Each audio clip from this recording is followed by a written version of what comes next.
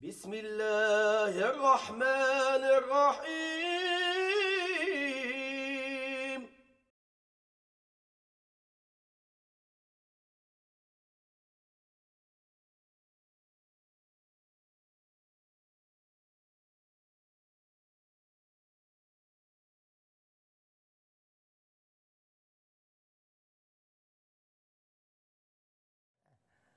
All right, first we have some resources here, a great assistance in maintaining a healthy environment in your home and in putting your heart in a state of sakina is the Quran. So you can get free Quran with English translation, oral translation, at www.quranexplorer.com. If you can't see that, we'll leave it up here. That's www.quranexplorer.com. That's what they made this for, so you don't have to stretch it. Then we have, here at MCA, we have a marriage counseling program by professional Muslim marriage counselors. So one resource is Kamal Sharawi. And I think I had a website for him. Okay, yeah, right here. And he can be accessed at www.mcabayarea.org/counseling. So you can get in touch with Dr. Kamal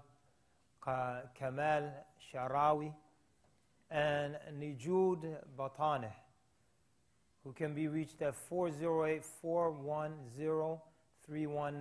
All right, there's another resource, if you know a family in crisis, then let's put this up here, then you can reach out for help at www.peacefulfamilies.org.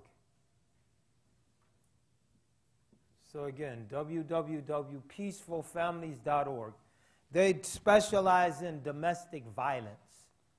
So if you know anyone who's being abused psychologically, physically, verbally, in ways that are not only unacceptable by Islamic standards, but by standards of general human decency, then you can get in touch with www.peacefulfamilies.org, which is a Muslim organization, again, professional Muslims. There are a couple books that I would recommend. One is Ruqayya Waris Maqsood, a British convert to Islam. She has a book called The Muslim Marriage Guide for married people and people who are considering marriage. This is a very wonderful resource. Another resource is local couple here, Ikram and Muhammad Bashir, Blissful Marriage. So those are two books I would recommend. We talked about alternative ways of thinking in non-materialistic terms. These things can be made into reality. Jesse Jackson, he's good for rhyming. But what Jesse said is very insightful, one of his rhymes, and I think all of us should really live by this. He said, if your mind can conceive it, and your heart can believe it, I know you can achieve it. And there's a lot of insight. To repeat, if your mind can conceive it, and your heart can believe it, I know you can achieve it. So when we begin to think of better marriages, better relationships, stronger communities, if we can begin to conceive the reality of that, and our conceptions informed by the standards and principles and teachings of our religion, and our hearts can sincerely believe that that's possible, there's nothing to prevent us from achieving that. So having said that, we left off at money matters. There are a few very, I think, insightful things here. So if you turn in your booklet to page 11 and 12. Page 11 and 12. I'm sorry, just page 12 alone. Being money smart. And consider these things. So page 12, we read, do you make monthly and weekly budgets and stick with them? Answer yes or no. You can't say maybe. This is a zero-sum endeavor. Do you have annual financially related goals? For example, taking a vacation, making a certain investment, making a major purchase such as a new car, yes or no? Do you have financial goals and obviously this is relevant whether you're married, single.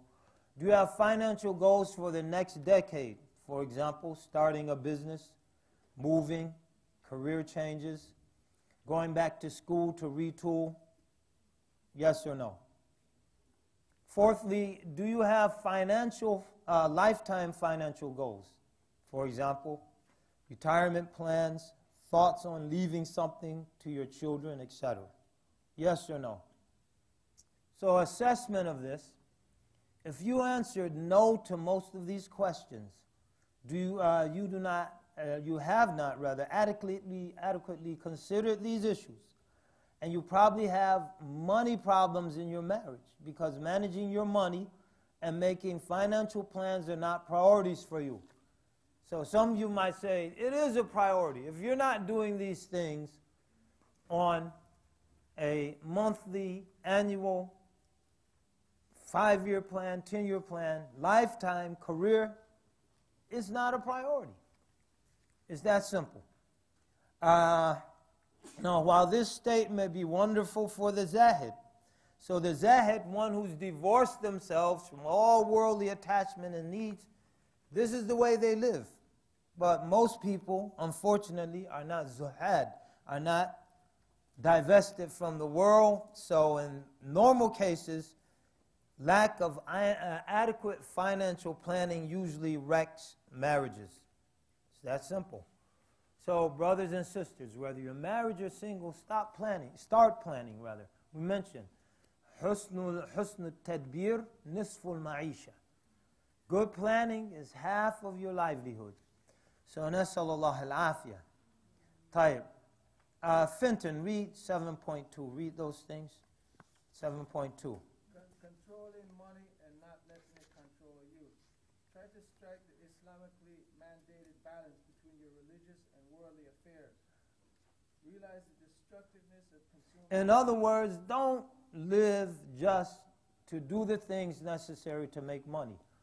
A person usually who's in a situation, get up in this area, 5 in the morning, we mentioned this yesterday scenario, drive from Tracy, California to San Francisco, like 2 hours battling traffic, bumper-to-bumper traffic, going to work all day, getting off, battling traffic for 2.5 or 2 hours to get back home.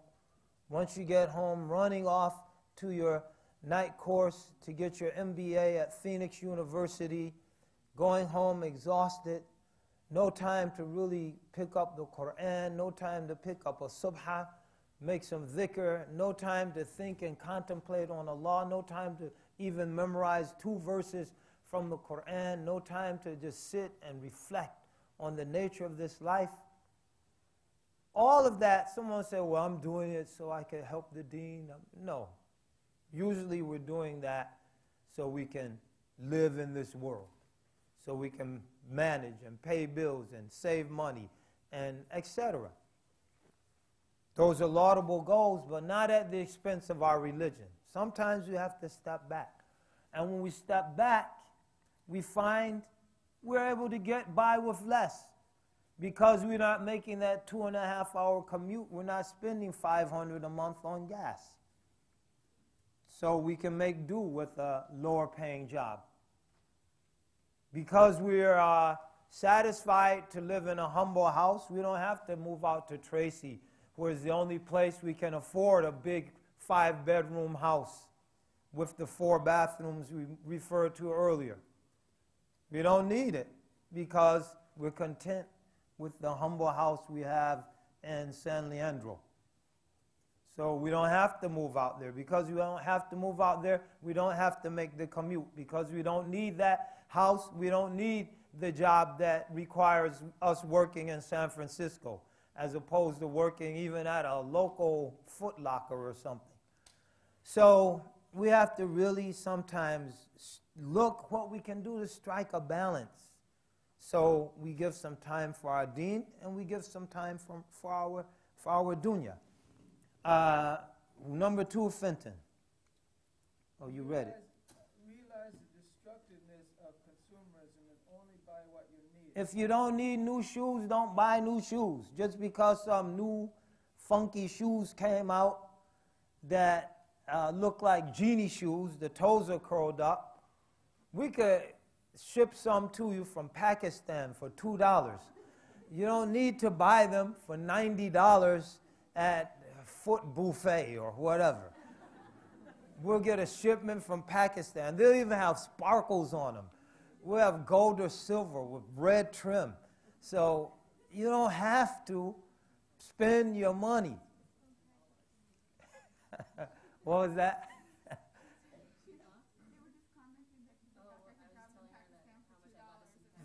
I'm telling you, you could get a lot of stuff in Pakistan for $2. I mean, that's the price of the day. So seriously, if you don't need it, don't buy it. If your old suit isn't worn out and it has wide lapels and everyone's wearing narrow lapels, buck the trend. You know, go in with your wide lapels and say, someone says, you're supposed to have narrow lapels. You say, well, you're supposed to have the $200 you spent on that suit in your bank account. I guarantee you they won't come back with anything. If you don't need it, don't buy it. Y'all are Fenton. Number 3. Develop trust by maintaining a joint checking account, even if your savings are separate. So find ways to encourage cultivating trust between you and your spouse. This is one way. So you might have separate savings account, have a joint checking account, which forces you to plan and coordinate and discuss your expenditures. Yalla, Fenton. Number 4. Know when the times of financial stress are more severe around tax time, and be especially, like, for example, around tax time, and be especially mindful of not letting Satan use the stress of those times to waylay you. So sometimes when we have financial stresses, those are the times that provide an opening for Satan, for Shaitan, to come into our lives and start to wreak havoc in our relationships. So be especially mindful of those times by planning for them. Say tax time is coming, it's going to be stressful. Let's make sure that we put some money aside to make sure we're able to pay our taxes. So let's start planning now 6 months out by putting money aside, because we know we're going to have to pay, because that's just the way it's been going the last few years. But let's not let this become stressful for us. All right, Fenton, number 5. Plan carefully and save seriously for situations that would demand enhanced expenditures, such as new babies, private schooling, college, etc. So plan for these things. So you know that there's a pregnancy. Don't wait till the baby comes and then figure out how to pay for everything. Start at the very beginning. You have 9 months to get ready. Don't wait till day 1 after the baby's born and then, we have to pay for this and we have to pay for that. We have to buy this, we have to buy that. Take advantage of the 9 months and carefully plan. Put money aside so it's not stressful. The same thing. Don't wait for the baby to get 5, 6 years old, and then how are we going to pay for Islamic school? Start planning during those 5 years. Or 6 years before the baby goes to school. Start putting money aside from day 1, so when the time comes, you're ready. And the same thing for college. Take advantage of those 12 years before college. If you're putting 12 months in a year, 12 years of schooling. So if you're putting aside $100 a month, $50 a month for 12 months over the course of 12 years, and if you invest that money, it's going to be a significant sum. But if you wait until the last minute, college, we'll send them to You mentioned Cupertino. What's the community college over there? De Anza. Yeah, we'll send them to De Anza, you know, and then in 2 years we'll save up our money and send them to UC Berkeley or Stanford. You could have saved the money over the years and he went straight to UC Berkeley or straight to Stanford as opposed to De Anza. There's nothing wrong with De Anza. I actually like it as a nice campus. And I'm trying to find out where they got those trailers from too, because we could use some. Number 6, Fenton. Understand that arguments over money usually cover up deeper problems in a marriage and try to get to the root of such issues. Okay, so usually when people are arguing over money, there are deeper problems. And the arguments over money are really rooted in those deeper problems. So it behooves us to try to get to the root of the deeper problems. Okay, so usually money arguments are rooted in deeper problems. So don't allow that argument to disguise the fact that there are deeper issues that need to be addressed. Try to identify those issues. If those issues are taken care of, it becomes a lot easier to deal with the financial stresses. So from here, we move forward to make love, not war. So you want to end up like these little love birdies right here. And you don't want to end up stressed out. You want to be too blessed to be stressed. So, yes, too blessed to be stressed.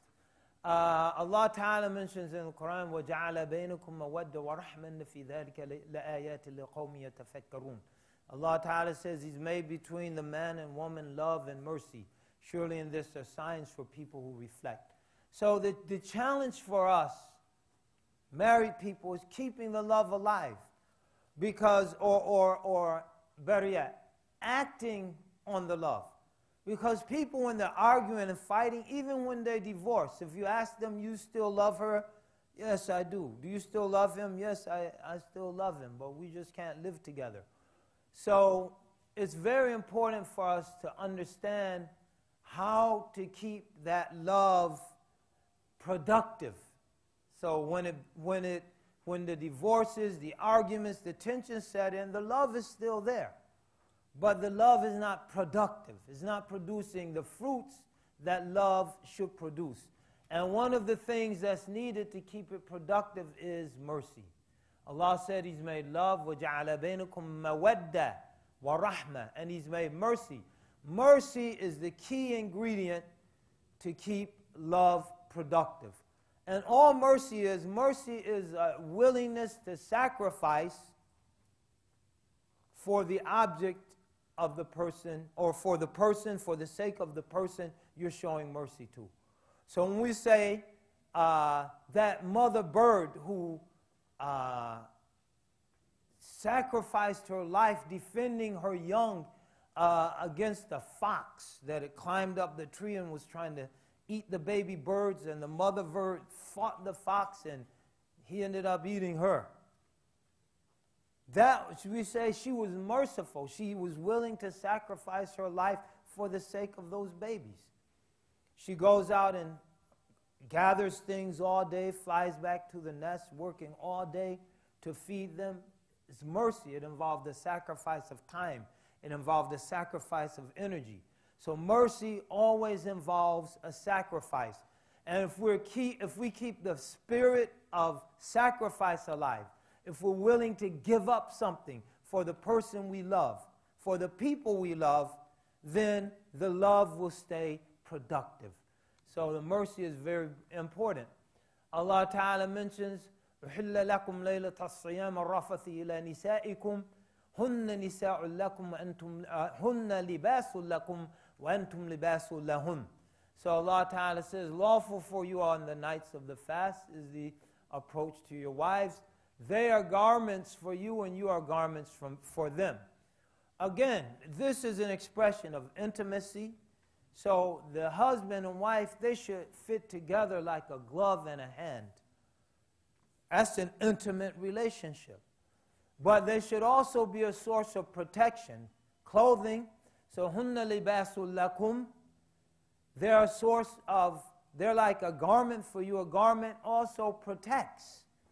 So they should be a source of protection for each other, not a source of insecurity, a source of mutual strength for each other. So that's a function of a garment. It protects you from the rays of the sun. It protects you from the cold of the air. It protects you from the heat of the environment. It protects you from the harsh elements. So the man and the woman should be a source of mutual protection. A garment also beautifies. A garment adorns and beautifies. So they should, the man and woman, the husband and wife should beautify each other. Even friends. If you're not married, you have friends, you should try to beautify your friends. Make them a more beautiful person. As Muslims, we should strive to be beautiful people. Inna Allaha jameel yuhibbul jamal. Allah is beautiful. He loves beauty. So He loves His beautiful servants. He loves beauty in His servants. We should try to be those kind of servants. Inna Allaha tayyibun la yaqbalu illa tayyiba. Allah is good and pure. He only loves that which is good and pure. We should try to be good and pure. And in being good and pure, we shouldn't defile ourselves with behavior that's ugly. How many of you heard the expression, he's acting ugly? Anyone heard that? Nobody, somebody? I don't think they say it anymore. We used to say, he's acting ugly. He's sub-ugly. He's acting ugly. We shouldn't be people that act ugly. We should be people that act beautifully. We should be people that don't defile ourselves with base, unbecoming behavior. We should be people who don't stoop to reciprocate nastiness with nastiness. We should reciprocate nastiness with beauty. لا تستوي الحسنة ولا السيئة ادفع بالتي هي أحسن فإذا الذي بينك وبينه عداوة كأنه ولي حميم وما يلقاها إلا الذين صبروا وما يلقاها إلا ذو حظ عظيم. So, good and evil are not equal. One way they're not equal is and with Allah subhanahu wa ta'ala. He loves the good, He hates evil. Idfa billati hiya ahsan. Respond to evil and vileness with that which is best. And unexpectedly, this idha in Arabic is called idha fujaiya. Those of you in the Arabic intensive, you're going to get this later in the summer. Idha fujaiya, the sudden, the idha of unexpected consequences. فَإِذَا الَّذِي بَيْنَكَ وَبَيْنَهُ عَدَاوَةٌ. And suddenly, unexpectedly, you will find the one between whom you and he, there was enmity, كَأَنَّهُ وَلِيٌّ حَمِيمٌ. Become, as it were, an intimate friend. Why is it unexpected? Again, because we're used to thinking in material terms. If someone before is expressing vile thoughts about me, they don't like me. So no matter what I say, it's not going to affect them. But Allah Ta'ala says, no, you do what's better, I'll take care of the rest. With Allah, anything's easy. So unexpected. I'll give you an example. September 11th, if you were in the United States, most Muslims were like, oh, it's all over now, right? These people, they're going to be shooting us down in the streets. I'm packing up and leaving. And then once you got up enough courage to go to work the next day, like, is anyone here yet? I'm going in an hour early. I'm going to beat everyone in. I'll wait, and then they'll come in. Oh, Abdul, you okay? You're not having any problems, are you? You need any help? Oh, Sister Fatima, you want me to come to the store with you?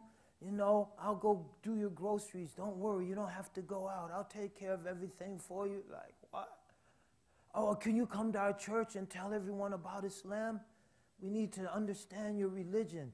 Can you send someone? Do you know someone? Right? Totally unexpected. But why? Because Allah Ta'ala is in control, not us. If we were in control, the worst would have happened. Oh no, it's all over. But Allah Ta'ala is in control. And Allah can flip the script, as they say. فَإِذَا الَّذِي بَيْنَكَ وَبَيْنُهُ عَدَاوَةٌ. Suddenly, unexpectedly, you will find the one between whom you and he there was great enmity become, as it were, an intimate friend. وَمَا يُلَقَّاهَا إِلَّا الَّذِينَ صَبَرُوا وَمَا يُلَقَّاهَا إِلَّا ذُو حَظٍّ عَظِيمٍ. And this state of being able to do that, because it's difficult. Someone is abusive and acting really nasty and you respond at a higher level, it's not easy. So this state, and then the ability, the state to have that confidence in Allah, that if I do what you've asked me to do, then I'm confident you'll give me what you're promising.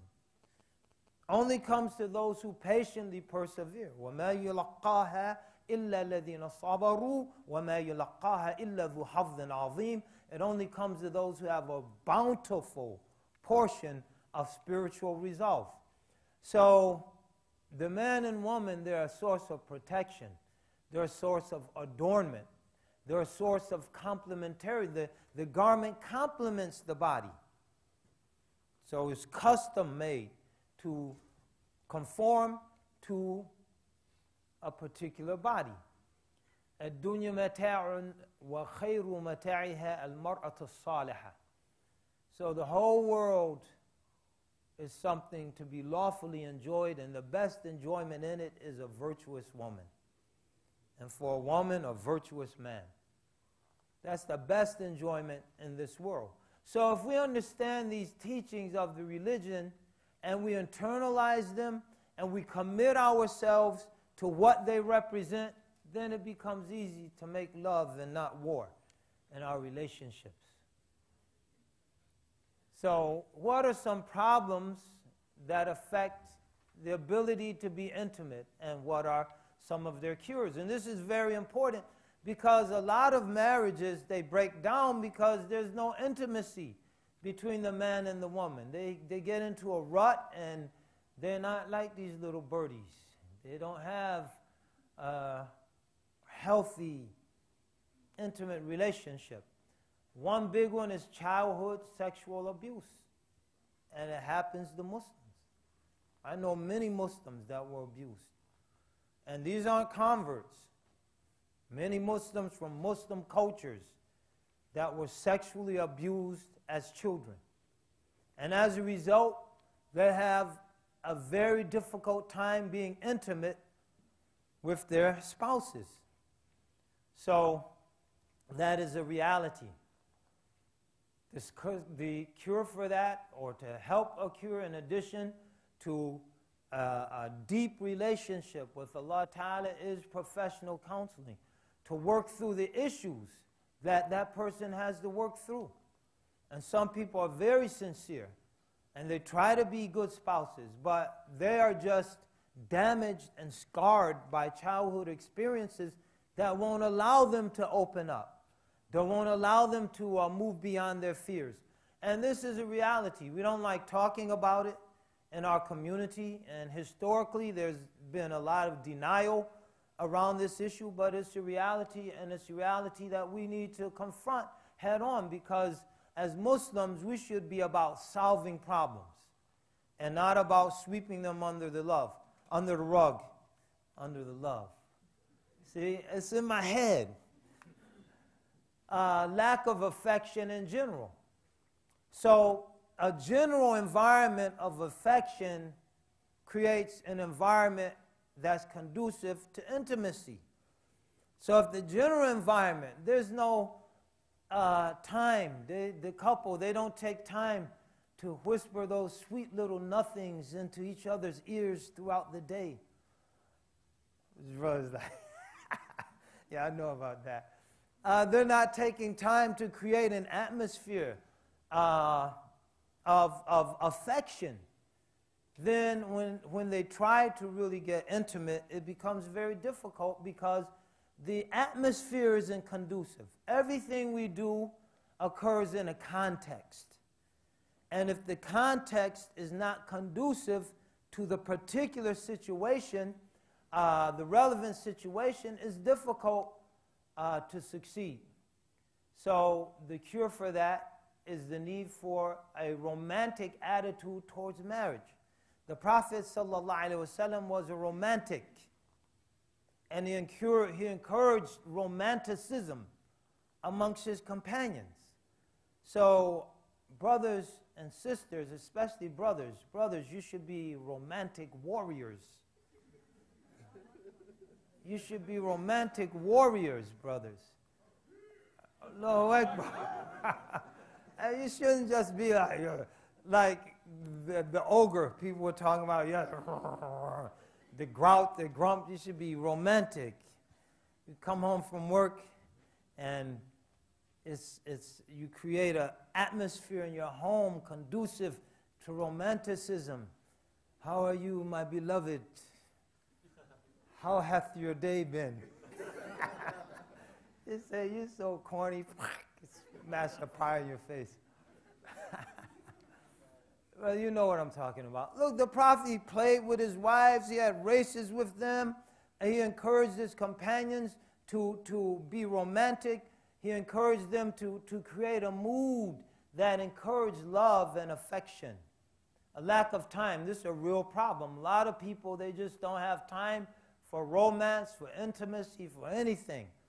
That's the reality. So the honeymoon's over, and then they get into the rut of the day-to-day routine and going about their business, and they slowly start drifting apart. Not because the love isn't there, because the time isn't there.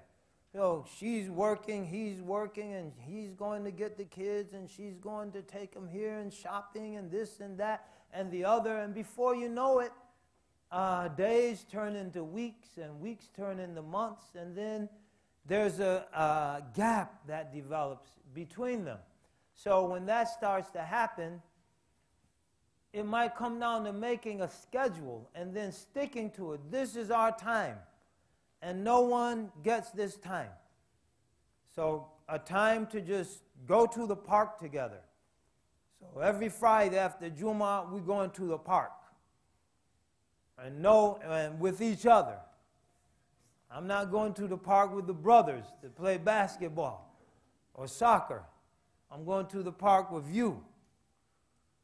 And stick to it. And this is our night.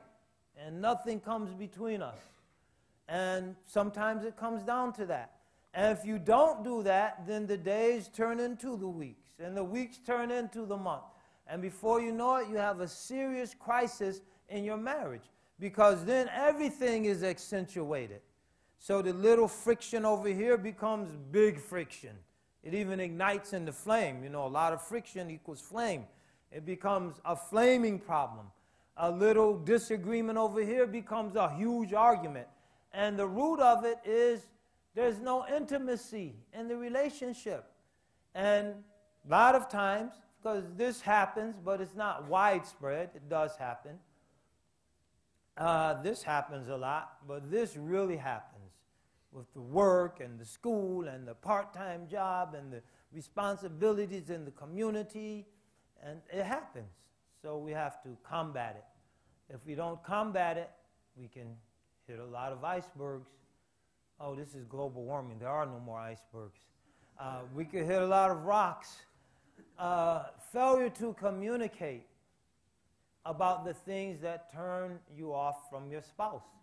So over time, once the romanticism isn't cultivated, once the honeymoon and all that is worn off, a failure to communicate the things, then we start to see the things we don't like. So we're all in love at first. So everything's good. It's all good, as they say. Then as the love starts to become more normalized, so it's not sensationalized, we start to see some negative things. Or as the living together, cohabitating, starts to reveal certain things we didn't notice when we weren't living together, some things will turn one or the other of the spouse off. I don't like the way you snore. I don't like whatever. And that has to be communicated. Sometimes those things aren't expressed. Sometimes they're not listened to. But one way or another, they're not communicated, and the breakdown in communications, again, creates an atmosphere of tension that magnifies minor problems. So it's very important to communicate those things by talking openly about problems, both inside and outside of the bedroom. If something turns you off in either realm, it's very important to communicate those things. Here's a big one.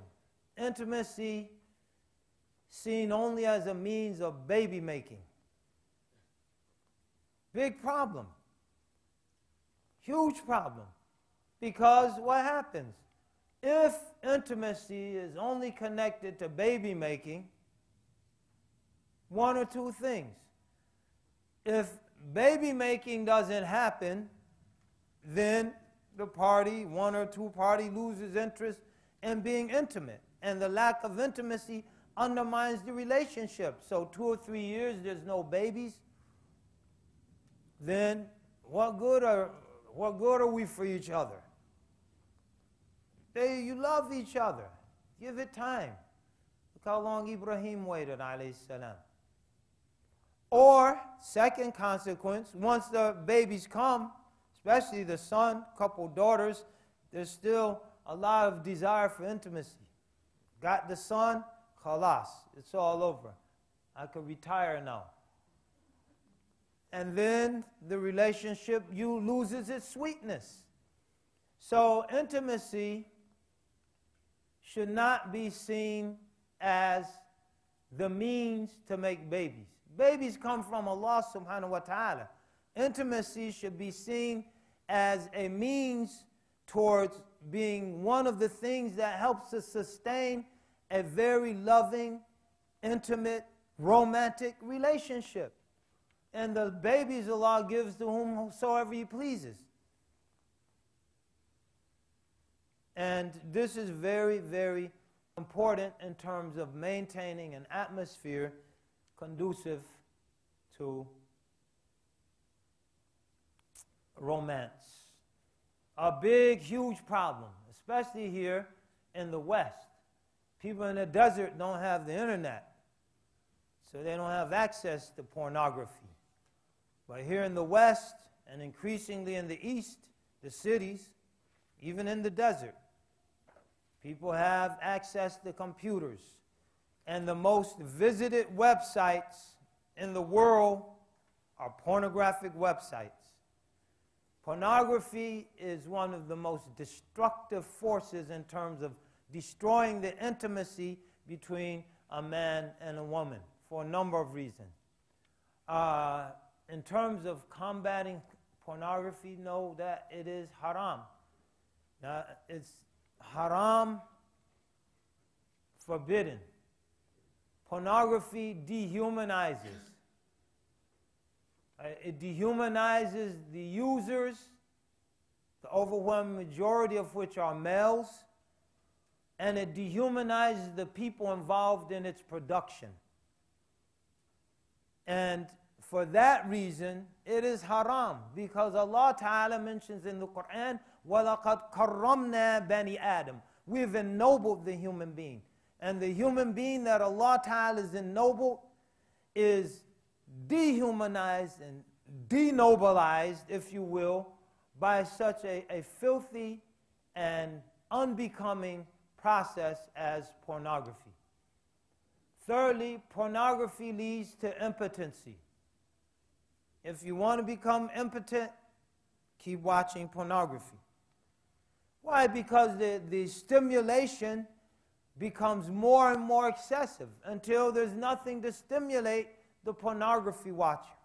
So he starts with soft pornography, so-called, and it's stimulating for a while. And then it doesn't stimulate anymore. Then he gets into kinky pornography, and it stimulates for a while. Then it doesn't stimulate anymore. Then he gets into pedophile pornography. And that stimulates, then that loses its bang. Then he gets into bestiality, and that stimulates, then that loses its bang. Then he gets into fantasies where the victim is killed, either in an enactment or actually killed. And then that doesn't stimulate anymore. And then he gets in a situation where he's with his spouse and he's fantasizing about something he's seen on one of these films and then, or images, and that's swimming through his head, and then he's conflicted by guilt, and the end result is impotency and then a total disaster. So pornography should be eliminated from anyone's life who's involved with it. Pornography individualizes intimacy. What husband who's sneaking into the computer 12:30 at night, he's going to wake up his wife, hey, come watch this. Come. No, and if she stumbles on him, what's he going to do? Escape. His reflex is quicker than Mike Tyson back in the day. Bam! He hit that button so quick you didn't see his hand move. Because he doesn't want to share that. But we mentioned the glove and the hand. Intimacy, the husband, the wife, their lives and their intimate moments are supposed to be shared and not individualized. So, pornography, there should be zero tolerance, neither a lot nor a little. This is one of the modern forces that destroys the human soul. That destroys the human soul. And we should have no toleration for it. As we said, not a lot of it, not a little of it, none of it. It has to go. This is something we should get out of our communities. And do you think it's not in the Muslim community? One of the most per capita areas, highest for downloading pornography, is the Middle East. The Muslim Middle East. That's a fact. You go to these little internet cafes, some of them had no women allowed policies. Why? Because you go in there and everyone's sitting at their little booth engaging in their little fantasies. A friend of mine walked into an internet cafe in Morocco, every single booth occupied by a young man on a pornographic website. This is a reality, brothers and sisters. We have to combat such things because they work. They undermine intimacy.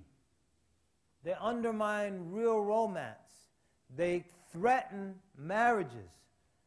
Zero tolerance, no pornography, neither a lot nor a little, because we want everyone, once again, this is how we want people to be. See, this is natural. You got your tree here. You got your branches, and you got your little lovey birdies. So that's how everyone should be, inshallah. Teamwork. A marriage, a relationship in general, involves a team. We have to have teamwork together. Again, this should be easy for Muslims. Allah Ta'ala says, وَتَعَاوُنُ عَلَى الْبِرِّ وَالتَّقْوَى. Cooperate in righteousness and piety. وَتَعَاوَنُوا عَلَى الْبِرِّ وَالتَّقْوَى. Allah Ta'ala mentions, وَالْعَصْرِ إِنَّ الْإِنسَانَ لَفِي خُسْرٍ إِلَّا الَّذِينَ آمَنُوا وَعَمِلُوا الصَّالِحَاتِ وَتَوَاصَوْا بِالْحَقِّ وَتَوَاصَوْا بِالصَّبْرِ. So the point here, by the declining day or by the ages people have spent on this earth, by the testimony of each, surely the human being is in a state of loss. إِنَّ الْإِنسَانَ لَفِي خُسْرٍ. Except those who believe and do righteous deeds, and here's the relevance for teamwork, وَتَوَاصَوْا بِالْحَقِّ. They counseled each other with truth, وَتَوَاصَوْا بِالصَّبْرِ. And they counsel each other with patience. So again, these are the exceptions for the people, from the people who are lost. This is the general ruling for humanity. إِنَّ الْإِنسَانَ لَفِي خُسْرٍ. Here are the exceptions. إِلَّا أَدَاء الْإِسْتِثْنَاء, the article of exception. الَّذِينَ آمَنُوا, those who believe, وَعَمْلُوا الصَّالِحَاتِ, and do righteous deeds. That's not the end. There are two more qualities or characteristics for those who are not lost. وَتَوَاصَوْا بِالْحَقِّ, they counsel each other with truth. وَتَوَاصَوْا بِالصَّبْرِ, and they counsel each other with patience. So again, this is our religion. Our religion is predicated on teamwork. It's called jama'ah. The jama'ah, the collectivity. We don't have a problem with that.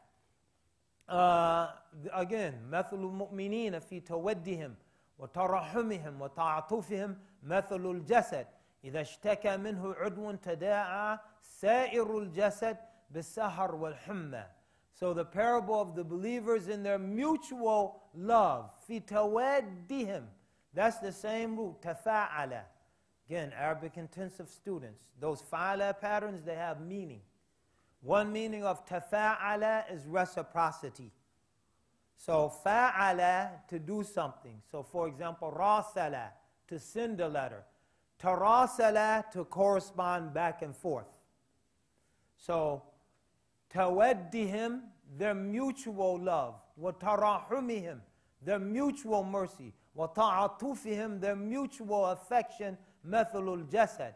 إذا اشتكى منه عضو, if one part of that is there, so the parable, the likeness of the believers and their mutual love, their mutual mercy, their mutual affection to each other is like a body. If one part complains of some harm or injury, the entire body responds with fever and sleeplessness, or the opposite, with sleeplessness and fever. Bisahar wal humma. So that's how we should be. And that general condition should be specifically and particularly applicable in the context of our relationships. Again, marriages, friendships, parents and children, children and parents, that should qualify our relationships. Nothing negates teamwork like micromanagement.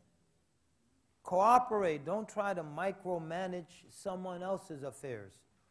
Come together and work jointly to collectively manage each other's affairs. So micromanagement, one person wants to do every little thing down to the most minute detail for someone else, as opposed to sitting down, either letting them manage their own affairs or collectively sharing in each other's affair. Share all planning and punishment for children. Again, children can destroy the teamwork of a married couple so fast. Child knows how to come between that mommy and daddy, get daddy bottling mommy, get mommy bottling daddy, then look so innocent about it. Subhanallah. Parents have to be aware of that, and one way to circumvent that is by sharing in the planning, various decisions, school, friends, etc., and the punishment of the children. As opposed to one arbitrary, I'm going to wear you out, boy. Why'd you do that? You should talk to him. He's not such a brat. You could reach him if you reasoned with him. And so now, what do you mean? I talked with him 10 times and he still did it. So now they're battling instead of sitting down. What's appropriate? How should we deal with this? Talking isn't working. Perhaps he needs some, he needs a switch. Who knows what a switch is? All right, and sorry, what's the best tree to get a switch from?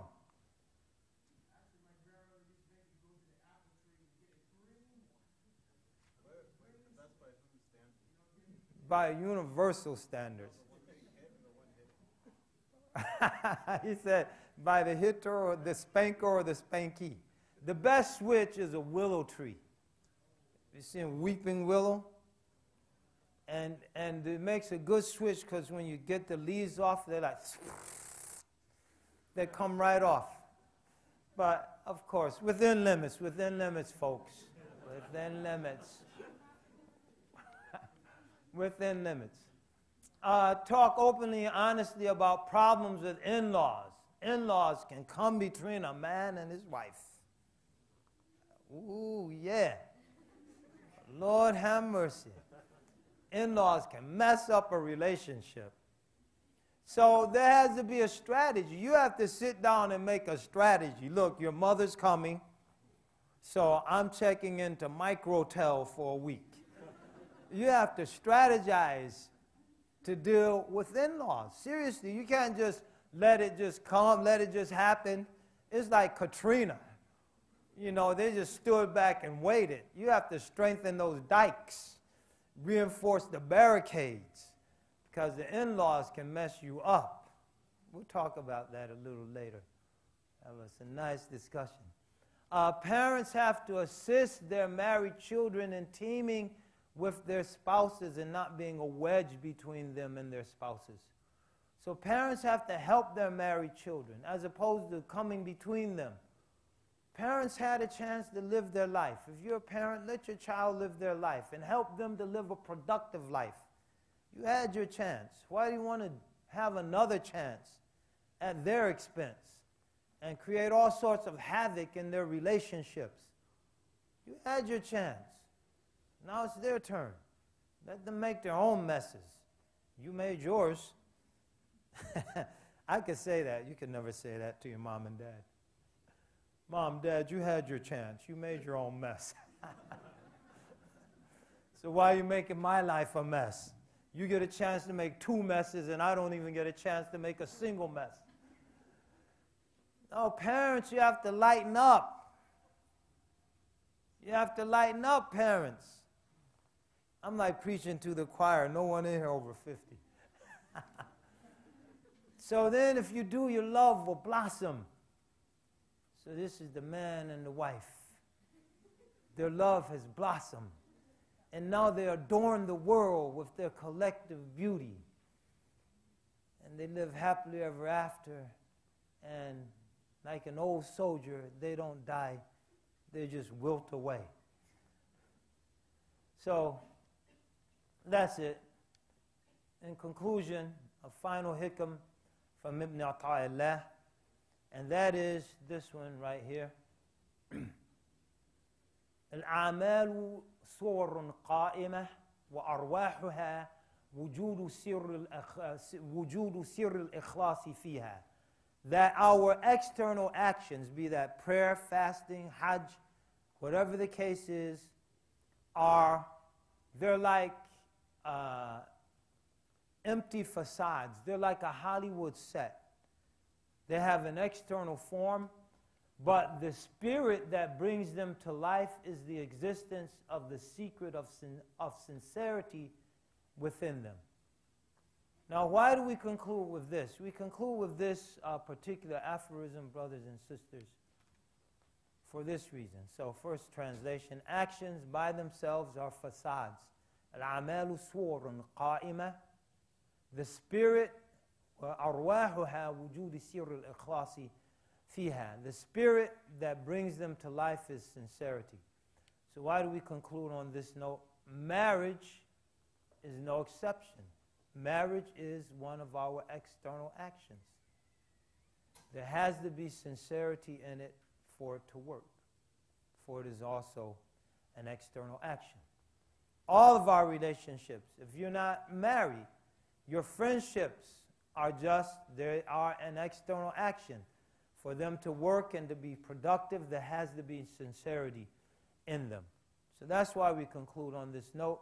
Sincerity, ikhlas, is a condition for the acceptability of our actions. إِنَّمَا الْأَعْمَالُ بِالنِّيَّاتِ. So actions are based on the sincerity of the intention accompanying them. So we pray that Allah Ta'ala blesses us all to have sincerity in our relationship. So that's the end of it, except the workbook. There's some very insightful points here, so we'll conclude on those points. So if you can turn to page, Allahumma salli Rasulillah, page, what? Somebody with dexterous fingers. 13. All right, bismillah. We want a sister to read these 5 things one at a time. Get a volunteer. Sisters, no volunteer. Tafadali, bismillah. Yalla. Tafadali. Are you?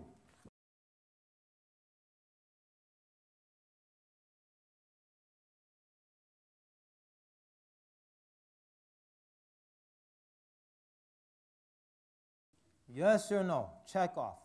Now, do you guys see this happening sometimes? People just become so wrapped up in their individual lives, they gradually marginalize their very spouse.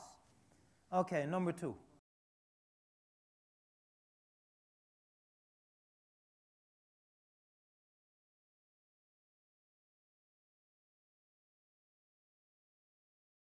So again, this can negate teamwork. You know, this is a man's thing right here. Let me go talk to the boy, and you just sit over there, go make sure Aisha gets to bed okay. I'm going to go talk to the boy, because this is a man's issue right here. This is like James Brown. It's a man's world. I'm going to talk to the boy. So, or vice versa. Mother knows best.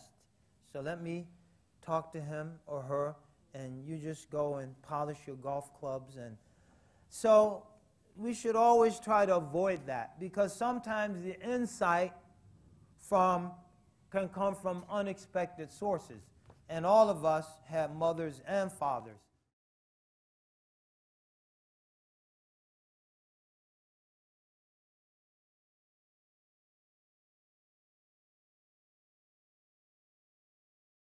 People tend to do that. So they'll talk about really difficult issues with friends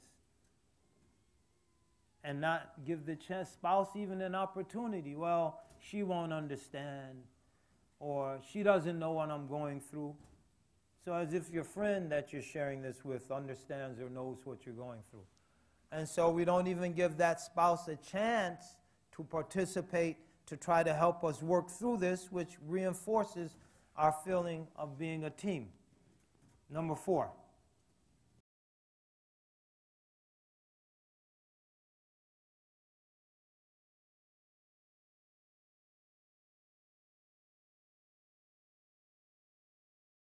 If that's the case, that means there's something wrong in the harmony that exists. There should be enough harmony where we feel we can readily, openly discuss anything, but we're waiting for the perfect opening or opportunity because we don't know how they're going to react, or we think we know how they're going to react.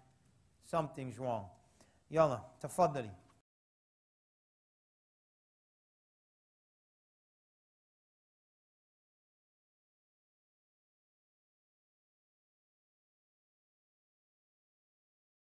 Usually, that's an indication that there's no solid teamwork because one party or the other is trying to constantly impose their opinion as opposed to be open to the other opinion and then coming up with a common shared solution based on mutual consultation. Tayyib. So read the assessment.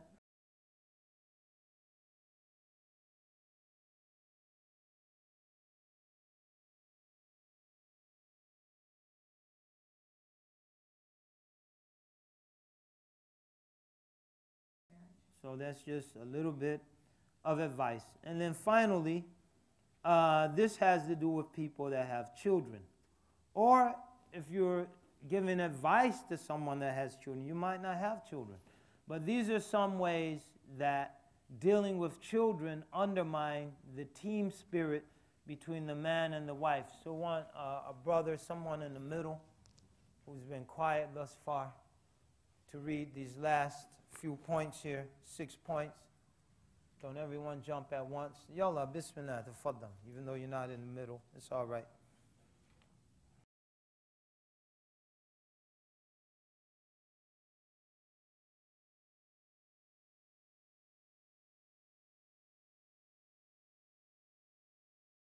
Anyone know someone like that?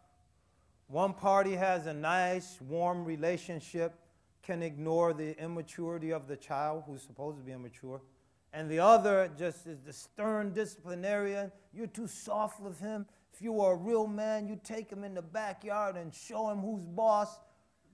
You know some people like that? No one? Only a couple people? Brothers, you don't know anyone like that? Oh, you just don't want to raise your hand. Yalla, number 2.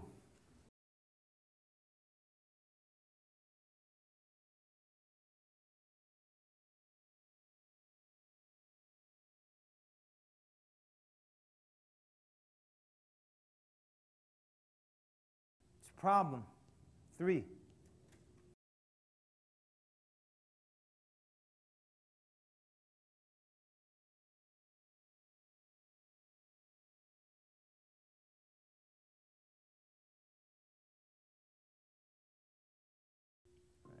It's a problem. 4.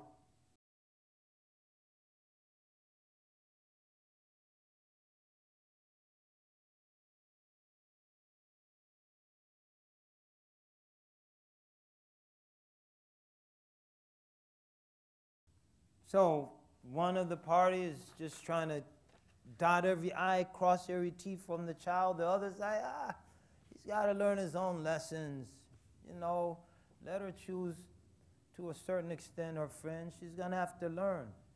So if you constantly do everything, how are they going to learn? Just relax, set back. You know, none of her friends, none of his friends are smoking, drinking, dating, etc. So let them just go and get a few bruises. We'll be here to put some Band-Aids on them. Don't worry about it. You're crazy. It's dangerous out there now. We got to really take care of these kids. They're in a manner. Yalla, tfaddal. Tfaddal.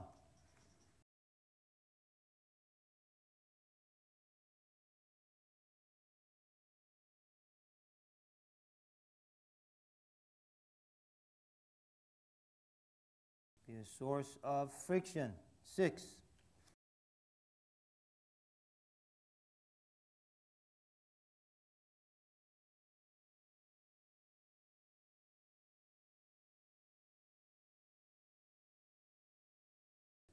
None. And as a result, you get resentful. Tayyib, read the assessment. Bismillah.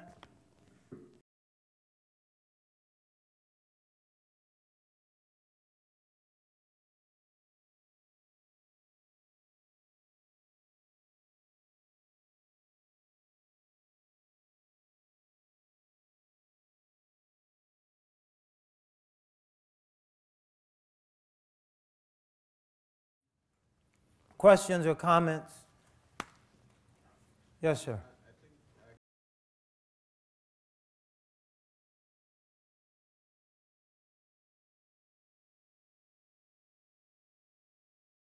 Well, I think the first thing is to realize is that violence, be that verbal, psychological, or physical violence, is not going to solve the problem.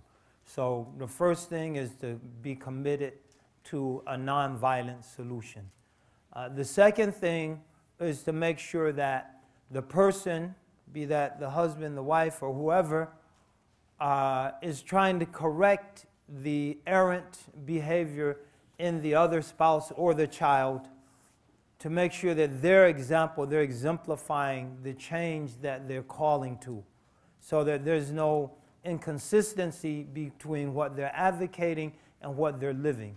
The next thing is very important, to present them with the destructiveness, the consequences of the destructiveness of their actions based on revealed sources and based on just general human experience.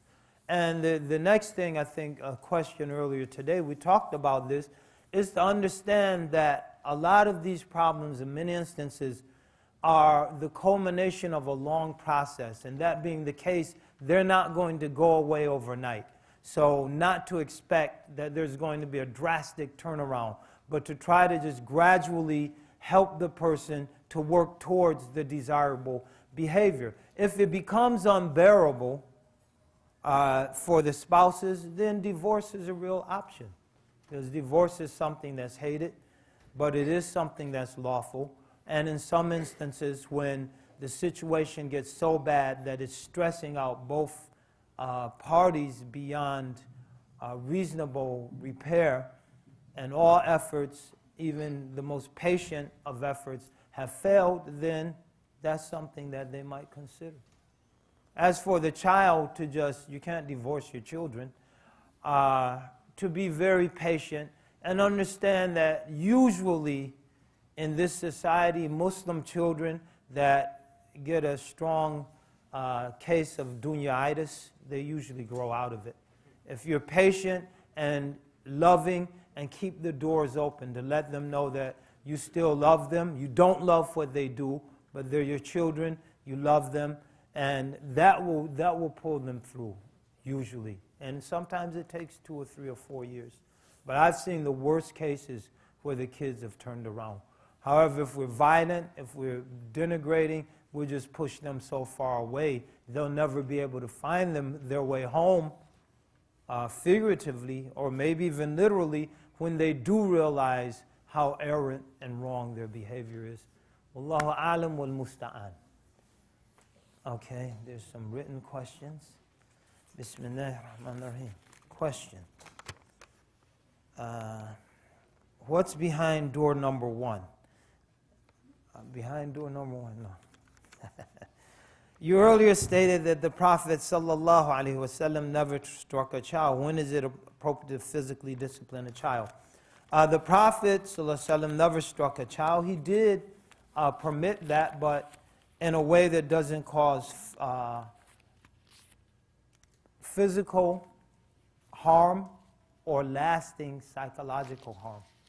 So it's going to cause some short-range psychological harm. That question, though, is largely answered by a combination of understanding Islamic principles and local custom and convention. Right? There are some societies, for example, the Malays. Malays don't hit their children. It's part of their culture and their custom. And as a result, there's a culture that disciplines on the basis of glances, on the basis of verbal intonation, and other things. Other cultures are more physical in terms of disciplining children. So it's a question of balancing between the culture and the cultural norms and mores and Islamic teachings. So those cultures where physical discipline is more prevalent and more common, and it gets results when used effectively. As we said, to make sure if your culture and background tends towards that end of the spectrum, not to repeatedly strike the child. So 3 blows, not just wear the child out, not to harm the child physically by scarring, striking the face, and other physically visible marks and abuse, and to explain to the child why that child is getting that spanking. It's not just up and start wearing the child that you did this, it's unacceptable. And I know people whose lives were drastically changed for the better because of a good spanking. So trying to balance between everything and even letting it be known through one's action, because you knew, like I got whooped. That's W-H-U-P-P-E-D,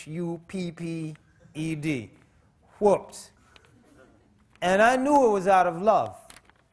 So you can convey love to your child even under the most drastic circumstances. And that should always come through. And you can convey hatred and disdain and spite. So even if you're resorting to physical discipline, make sure that you're conveying love.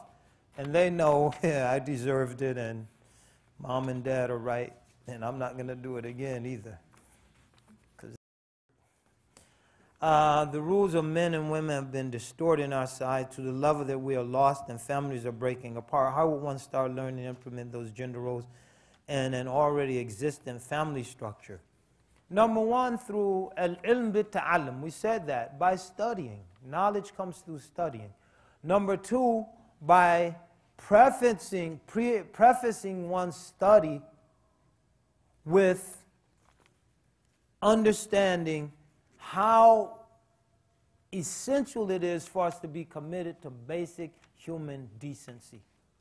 Half of the problems we're having as Muslims in our marriages are just because of indecent behavior that no human being would do to another. I mean, I hear stories that I know people. I mean, I grew up in a poor neighborhood. I know poor people who were dastardly. And they didn't treat each other the way some brothers and sisters treat each other in our community. I'm talking about people who aren't Muslims, people who just would never do some of the things that you hear going on in our community. I mean, they're just insane stories.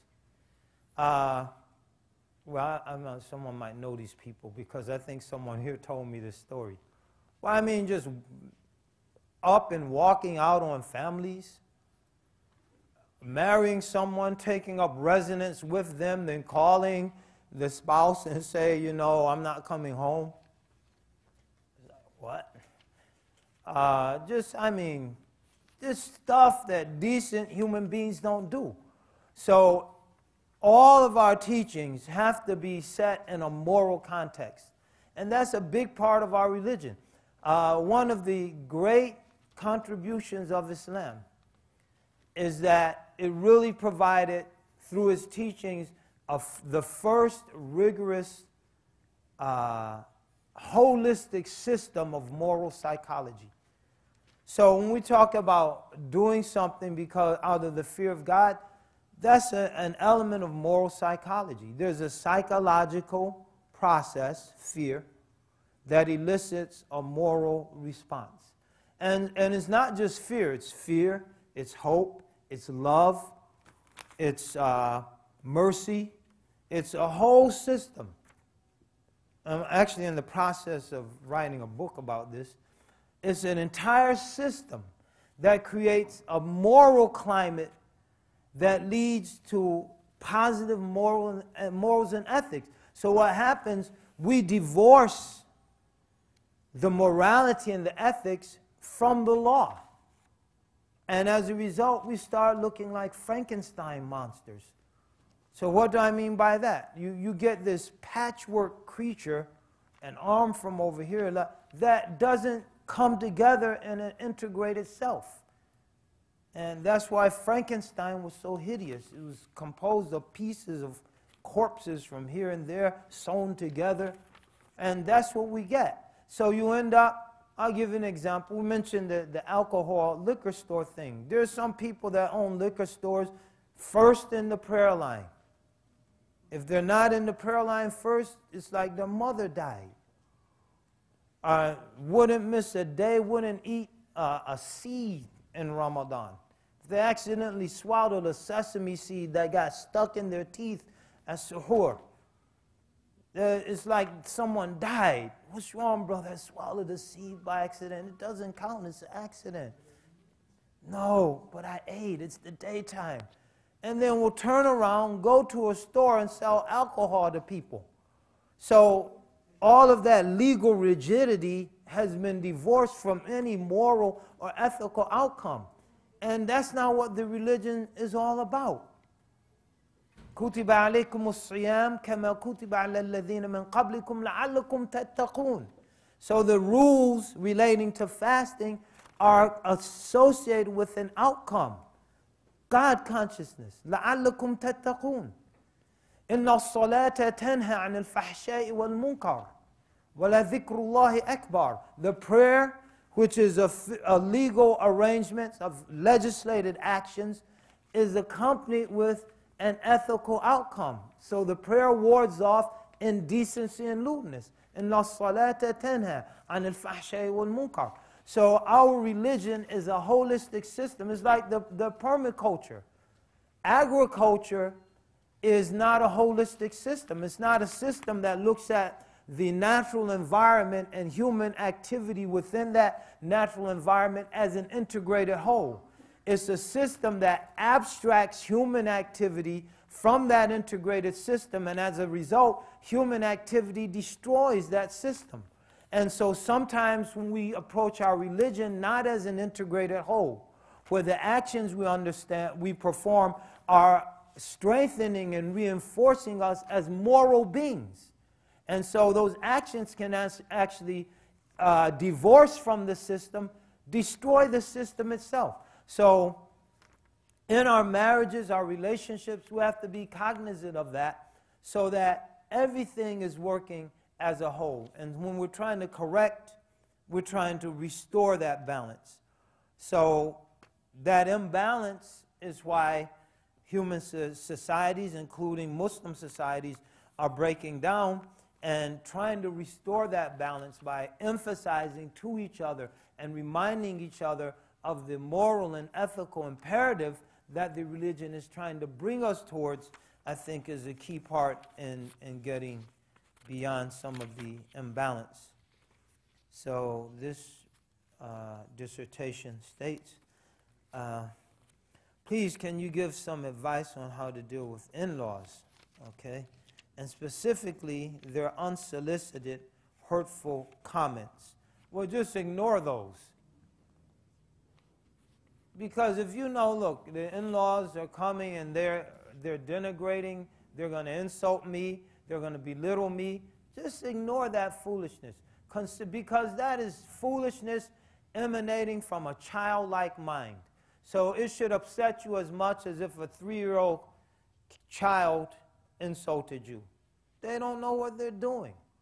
And in many instances, those people, I know what we said about Malcolm yesterday, but literally they're not conscious. They're operating on a way, a mentality that's been shaped by a dysfunctional society by and large. And so they don't know how much harm those words can do. You know, and you know where it's coming from. Just ignore it. Let it go in one ear and out the other. And don't let it enter into your heart. And just pray for them and pray for their guidance and say, MashaAllah. For example, of such comments, you should be grateful that your husband is giving up his hobbies and spending time with you. Now, that comment is so childish. For anyone to get upset by, you know what you do with that? You just say, excuse me. You go into another room and you just laugh your head off. I mean, that's so childish. You should be grateful your husband's giving up his hobbies and spending time with you. I mean, what did he get married for if he wanted to keep all of his hobbies? I mean, that's just childish. Please note, I moved from a different country only because my husband lives here and I have no family in the area. Get involved with your local masjid. Reach out. Get involved with some of the good sisters. How do I prevent feelings of anger, resentment towards my in-laws from ruining my relationship with them? As long as your husband knows what's going on and doesn't validate that kind of stupidity, don't even worry about it. And apparently he does, because you're talking about your in-laws and not your husband. From ruining my relationship and making me feel depressed and sad, and they don't seem to be happy with me no matter what I do. I also want to avoid venting to my parents and friends, as it may fall in the realm of backbiting. The best thing to do in a situation like that, number one, ignore that foolishness. Number two, make sure you and your husband are on the same page concerning it, and he knows just how foolish and silly and childish and immature his parents are acting. And thirdly, take it to Allah subhanahu wa ta'ala. Just have some munajat, some intimate discourses with Allah when you pray at night, and ask Allah ta'ala to give you relief and to help you to transcend that and not to be bogged down with it. وَالَّذِينَ هُمْ عَنِ اللَّغْوِ مُعْرِضُونَ. That's laghu. That's empty speech that has no sharia basis. Allah ta'ala says, قَدْ أَفْلَحَ الْمُؤْمِنُونَ الَّذِينَ هُمْ فِي صَلَاتِهِمْ خَاشِعُونَ وَالَّذِينَ هُمْ عَنِ اللَّغْوِ مُعْرِضُونَ. The believers are victorious, those who are humble in their prayer, and those who turn away and aren't affected by empty, un-Islamic talk. So that's your solution, just mu'ridun. They ignore un-Islamic talk.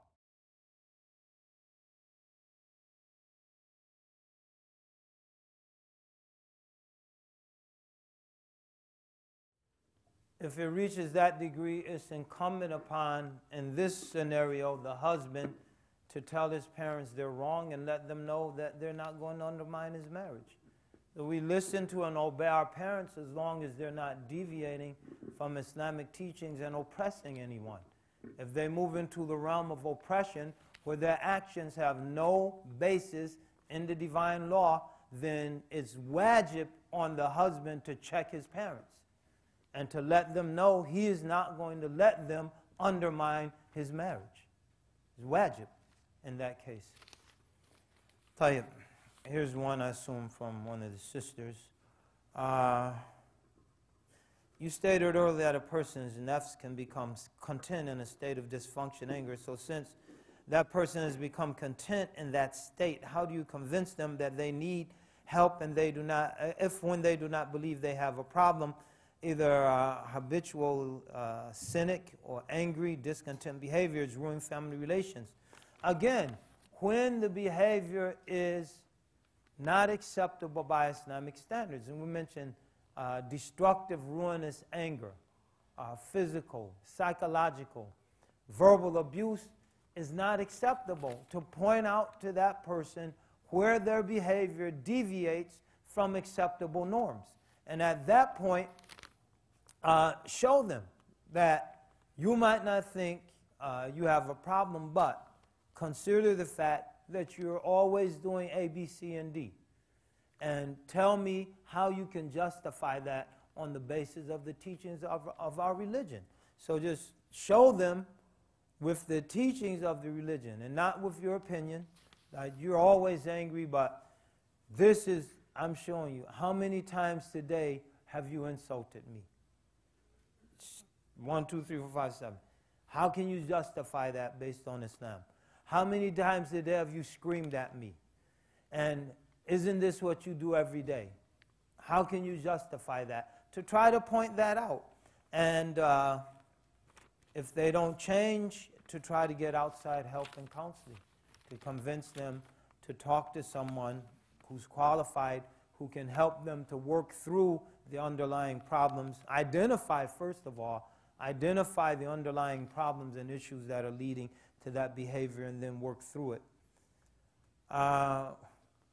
Could you speak a little about choosing a spouse? I understand for brothers they should look for a pious wife and sisters, a husband of good character and deen.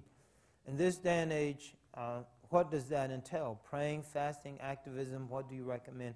Look at in the context of today's society. In the context of today's society, those things, good character, patience, forbearance, not possessing a violent temper, not having a history of abusive relations, those sort of things, and to talk to people that know the person. The praying, fasting, most definitely. Activism, not necessarily, but in some situations that could be helpful. If a person tends to be an activist, they should marry someone that is an activist and understands that this person has a great concern for others, and so a lot of their time is going to be spent helping others. And that is at the end of the day, that same compassion, even though it might not be evident constantly, will benefit the spouse also. Wallahu alam wal musta'an. So also you should look for in a spouse, in terms of character, someone that's patient, someone we mentioned even-tempered, not prone to violent outbursts, someone that's humble. Because humility is very important. Not only in relationships, but for the individual himself or herself. Allah Ta'ala mentions in the Quran, تِلْكَ الدَّارُ الْآخِرَةِ نَجْعَلُهَا لِلَّذِينَ لَا يُرِيدُونَ عُلُوًا فِي الْأَرْضِ وَلَا فَسَادًا وَالْعَاقِبَةُ لِلْمُتَّقِينَ. This is the home of the hereafter we've made for those who don't desire to exalt themselves in the earth, nor to work corruption therein, and the end will be for the righteous. So looking for people who have humility, responsibility. So if I was a sister, I wouldn't look for a brother that was wealthy. If he had other qualities and was wealthy, all the better. But I would look for someone who's responsible. Because you can be wealthy and irresponsible, and you can be poor and very responsible. And if someone's poor and responsible, they'll find a way to take care of you. But if someone's wealthy and irresponsible, your interests might fall through the cracks. So those are some things I think you should look for. Allahu a'lam wal musta'an.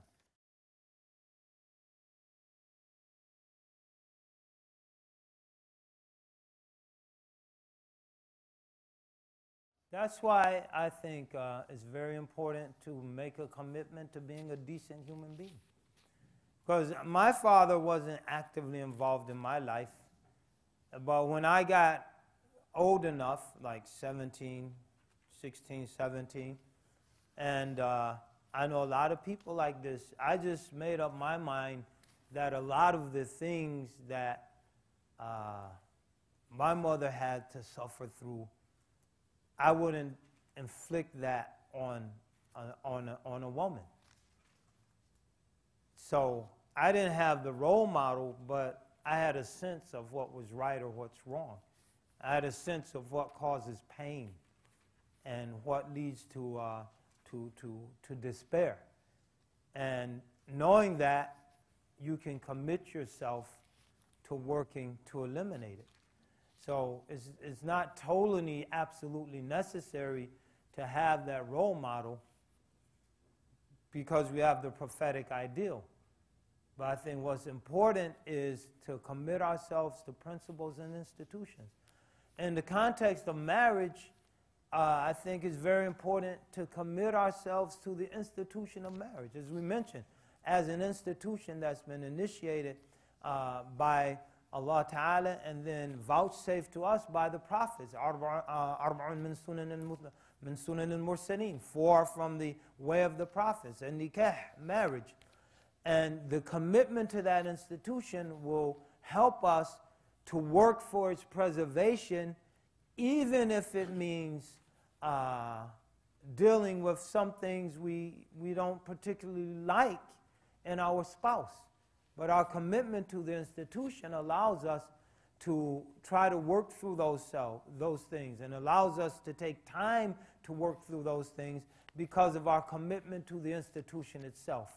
And our awareness, to go back to awareness of the fact that we are, as a community, really the last bastion of people collectively committed to some of these human institutions. And if we let go of it, what's left? Like, look at these sisters. Allahu Akbar. If they let go of the hijab, where is humanity? The Christians had hijab, the Jews had hijab, some other traditional people had hijab, right? They all lost it. Who's the last community holding on to it? The Muslims.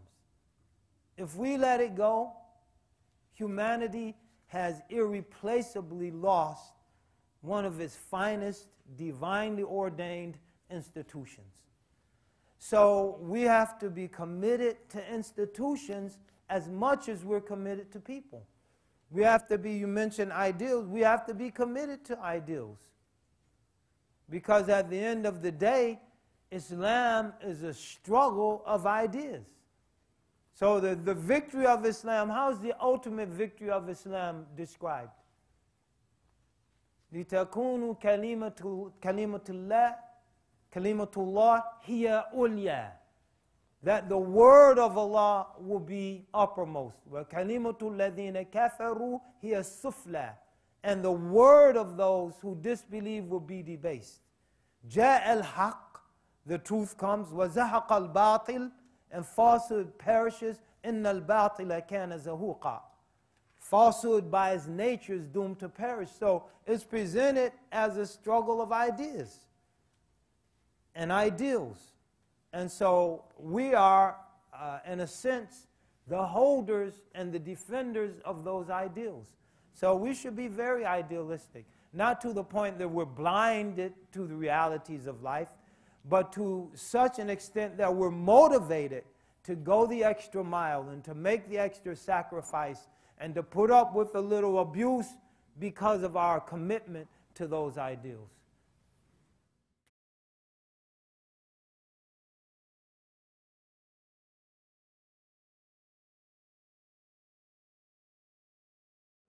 Well, those things are in their proper context. Like, there's a whole system, what happens in the hospital. So I'm recommending a system of natural childbirth where that's part of that process. So we shouldn't mix these things because it could become dangerous. So I wouldn't give any advice beyond advising natural childbirth. Natural at-home childbirth. That beyond that, the technicalities.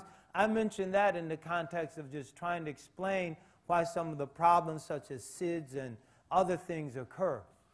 But as advice, I would have to just leave it at the generalities because I'm not a midwife, so I don't know the technical details of home birth, and I'm not a OBGYN doctor, so I don't know the technical intricacies of hospital birth, but I do know home births are far safer, and they're far more